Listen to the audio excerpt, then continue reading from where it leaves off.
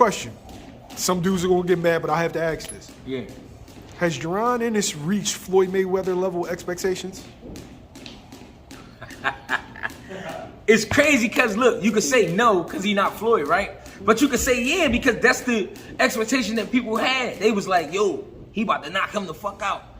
Everybody in their mom, including me, thought that boy was going to be done in the first half of the fight, including me. We was wrong. But did he still win? Yes. Did he clean the cards up? Yes. I know one guy who made $1,800 betting on that fight going the distance. One guy that DM'd me the ticket and said, G, I won $1,800 betting they go the distance. Nobody else thought that. Everybody else thought it was going to be the first half of the fight, 1 through 6. How much did he bet? He bet. I think he bet 300. That's a good night. 300 won him 18. You know what I mean? So on the fight just going the distance. He made some other bets too, but you know what I mean? That's just what kind of night it was. To me, it was a kid on his prime.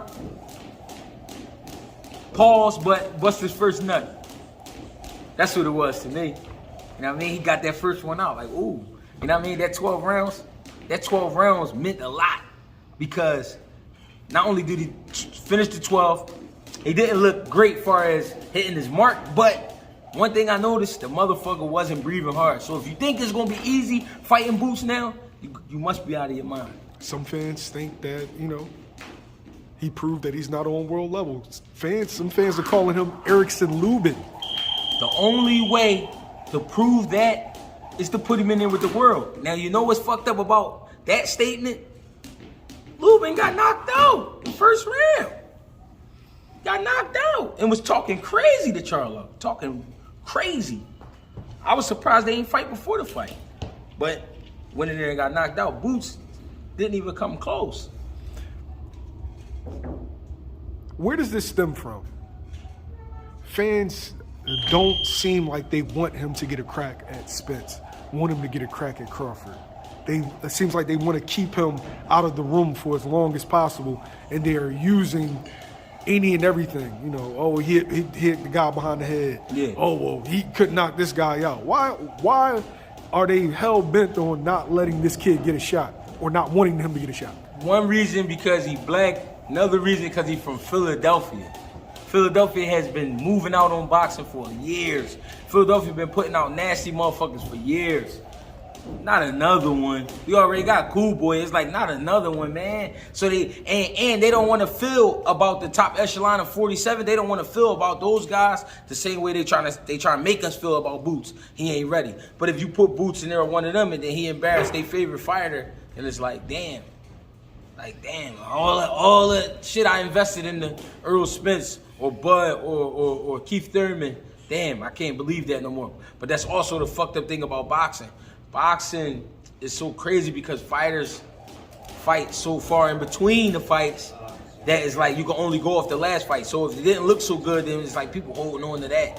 But it's fighting. Every fight is gonna be different.